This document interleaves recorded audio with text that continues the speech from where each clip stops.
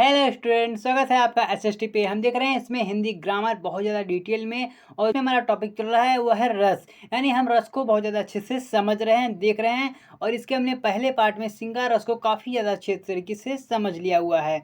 आइए चलते हैं हम इसकी आगे समझते हैं। आपका एग्जाम काफ़ी ज़्यादा नज़दीक है, तो इसके रिलेटेड आपको यहाँ पर समझ जानकारी मिलती रहेगी। आपको यहाँ पर सब कुछ फ्री में पढ़ाया जाएगा, तो आपको जल्दी से वीडियो को लाइक सब्सक्राइब शेयर कर देना है। ये पीडीएफ आपको बिल्कुल फ्री में मिलने वाला है, तो आपको जल्दी से जाके हमारे व्हाट्सएप ग्रुप को ज्वाइन करके वहाँ पर ये पीडीएफ आप बिल्कुल फ्री में प्राप्त कर सकते हैं। तो आइए शुरू करते हैं। जो आज हमारा टॉपिक होने वाला है उसमें हम कवर करेंगे हास रस, करुण रस और वीर रस। यानी इस वीडियो में हम लगभग 3 रस को कवर करने वाले हैं काफ़ी ज़्यादा अच्छे तरीके से। आइए चलते हैं, सबसे पहले इसके हम अस्थाई भाव को समझते हैं।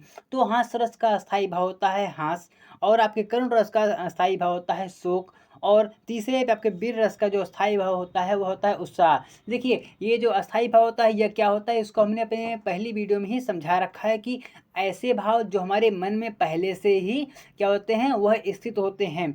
जैसे हंसना, रोना, गाना, ठीक है। अरे आपके मन में है तभी तो आप हंसते हैं, रोते हैं, गाते हैं, तो उसे अस्थाई भाव कहते हैं। ऐसे भाव जो आपके मन में पहले से ही विद्यमान है, पहले से वो स्थित है, उसे अस्थाई भाव कहते हैं। डिटेल में आपको सारी चीज़ें यह उस वीडियो में बता दी गई है, आपको उसको देख लेना है। उसका लिंक आपको नीचे डिस्क्रिप्शन में मिल रहा होगा।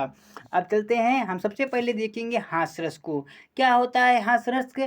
देखिए, जब कोई व्यक्ति, वस्तु या परिस्थिति या कोई भी चीज़, जैसे व्यक्ति मान लेते हैं, आपने जोकर को देखा होगा, आपने यार कभी कभी सर्कस देखा होगा। वस्तु मान लेते हैं, आपने कोई वस्तु देखा होगा, कोई बहुत फनी सी वस्तु है, आपको उसे देखकर हंसी आ गई बहुत सी तेज से। या कोई परिस्थिति मान लीजिए, कोई बहुत ही मजाकिया टाइप का कुछ हो गया, और जिसे आपको सुनकर ही आपको बहुत ज़्यादा हंसी आने लगती है। अरे यहाँ पर क्या होता है, हमारे मन में जो भाव उत्पन्न होते हैं उसे हास्यरस कहते हैं। अब इसको लिखना कैसे है? जब कोई व्यक्ति, वस्तु की आकार, आकृति तथा उसकी वेशभूषा में ऐसी चीज़ें जो कि हमारे मन में हंसी का भाव उत्पन्न कराएं, तो वो जो हंसी का भाव उत्पन्न होता है उसे हास्यरस कहते हैं। वहाँ पर हमारे मन में हास्यरस प्राप्त होता है।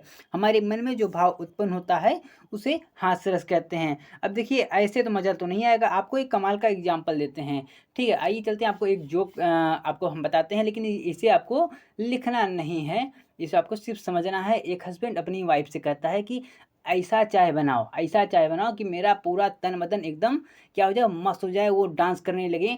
तो उसकी वाइफ क्या कहती है कि हमारे घर में भैंस का दूध आता है, नागिन का नहीं। तो ये सुनने के बाद आपके मन में ये जो थोड़ी सी आपके चेहरे पर जो मुस्कुराहट आई है ना, थोड़ा सा आपके मन में ये जो भाव आया है हंसी का ना, यह क्या है? ये आपके मन में हंसी का भाव उत्पन्न कर रहा है। यानी आपके मन में मैंने थोड़ी सी हास्यरस लाने की कोशिश की है।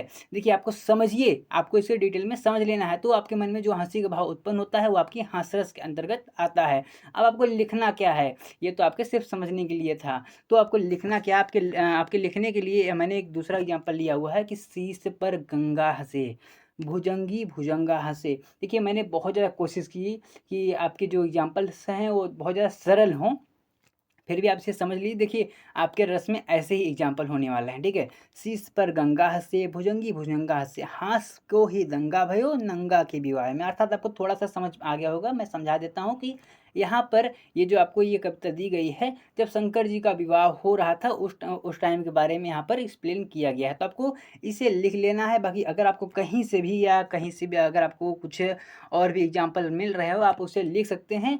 नहीं तो मैं आपके एग्जाम के टाइम पे आपको शॉर्ट वीडियो के माध्यम से आपको एक दूसरा एग्जाम्पल देने की कोशिश करूंगा। आइए चलते हैं अगले वाले अपने टॉपिक पर। अगला हमारा टॉपिक क्या है? करुण रस। क्या होता है कि आपको बताते हैं कि जब किसी व्यक्ति, वस्तु या मनचाही, मान लीजिए किसी की डेथ हो गई, तो उसके नष्ट होने पर हमारे मन में जो दुख का भाव, हमारे मन में जो दुख का भाव उत्पन्न होता है उसे क्या कहते हैं? उसे करुण रस कहते हैं। मान लीजिए आपने किसी अपने को खो दिया, किसी को खो दिया, तो आपके मन में जो दुख आता है, आप जो रोते हैं, आपके मन में जो ग्लानि आती है, वह शोक के अंतर्गत आ जाता है। यानी इसका जो अस्थाई भाव है करुण का, वह अस्थाई भाव जिसका है वह है शोक है। तो आपके मन में जो शोक का भाव उत्पन्न होता है, हमारे मन में जो भाव, यानी हमारे मन में जो शोक का भाव उत्पन्न होता है, उसे क्या कहते हैं? उसे करुण रस कहते हैं, उसे करुण रस कहते हैं। एक एग्जाम्पल इसका भी लेते हैं, लेकिन इसको मजाक में मत लीजिएगा, इम्पॉर्टेंट है। तो देखिए, ब्रेकअप होता है ना, तो बहुत बहुत ज़्यादा दुख होता है, लेकिन यहाँ आप तो सिंगल हैं, आपको नहीं पता होगा, कोई बात नहीं। जैसे उदाहरण एक लेते हैं सामान्य सा, कि उनकी तिरछी निगाहों पे फिदा हो गए हम। मज़ा, वाह! उनकी तिरछी निगाहों पे फ़िदा हो गए हम। बाद में पता चला कि सनम तिरछा ही देखते थे। देखिए, इसमें इसमें कितना दर्द है, इसमें बहुत ज़्यादा दर्द है, इसको आप समझने की कोशिश कीजिएगा। तो यहाँ पर हमने एक देखिए, ये भी चीज़ आपको ये सिर्फ़ समझाने के लिए है, इसको आप लिख मत दीजिएगा एग्ज़ाम में, वरना वायरल हो जाएगा सब कुछ। तो आपको यहाँ पर समझिए, जहाँ पर भी अब मन में शोक का भाव उत्पन्न हो, शोक का भाव उत्पन्न हो, उसमें क्या होता है, उसमें शोक का रस हो, यानी आपके करुण रस होता है। ठीक है, अब चलते हैं, आपको वहाँ पर लिखना क्या है, लिखना क्या है, एग्जाम्पल वो आपके सामने है, आपको दिख रहा होगा क्या है कि मणि खोए भुजंग सी, मणि खोए भुजंग सी जन्नी फंसा पटक रही थी शीस, अंधी आज बनाकर मुझको न्याय किया तूने जगदीश। तो ये एग्जाम्पल आपको अपने एग्जाम में लिखना, 100% आपको नंबर मिलने वाले हैं। बाकी आपको समझने के लिए मैंने एक एक आपको मैं एक्स्ट्रा बता रहा हूँ एग्जाम्पल। और इसके आगे चलते हैं, थोड़ा सा और चीज़ों को समझने की कोशिश करते हैं। इसके आगे हम देखेंगे वीर रस को। क्या होता है वीर रस? ऐसा ऐसे भाव जो हमारे मन में वीरता के कार्य करने के लिए हमको प्रोत्साहन करते हैं, अर्थात युद्ध करने के लिए या कुछ करने के लिए, जैसे युद्ध करने या किसी कठिन कार्य को करने के लिए। अभी जैसे आपके सामने आपका एग्जाम है ना, आपको उस पर विजय हासिल करना है, तो मैं अगर आपको मोटिवेट कर रहा हूँ, यानी मैं आपके अंदर वीरता वाला भाव उत्पन्न करने की कोशिश कर रहा हूँ, तो वो आपके वीर रस के अंतर्गत आएगा। यानी कुछ ऐसे भाव जो हमारे मन में उत्साह लाएं, किसी के प्रति उत्साह लाएं। अगर मैं आपको कहूँ कि मैं आपको 2-3 हज़ार रुपये दूंगा अगर आप अपने एग्जाम में टॉप करते हैं, या मैं आपको 10,000 रुपये दूंगा, तो वह क्या चीज़ है? वह एक उत्साह है। ठीक है, मैं आपके मन में उत्साह लाने की कोशिश कर रहा हूँ, तो आप अपने एग्जाम पे विजय प्राप्त करने की कोशिश करेंगे। तो यहाँ पर आपके मन में उत्साह नामक अस्थायी भाव उत्पन्न होता है, यह आपके वीर रस के अंतर्गत आता है। इसे आपको लिखना कैसे है कि युद्ध करने या किसी कठिन कार्य करने के लिए मन में जो भाव उत्पन्न होते हैं, मन में जो भाव उत्पन्न होता है उसे क्या कहते हैं? उसे वीर रस कहते हैं। अब एक एग्जाम्पल लेते हैं, सामान्य सा एग्जाम्पल जो कि आपने सुना ही होगा कि खूब लड़ी वरदानी वो झांसी वाली रानी। ये आपने बचपन से काफ़ी अच्छे से सुना होगा।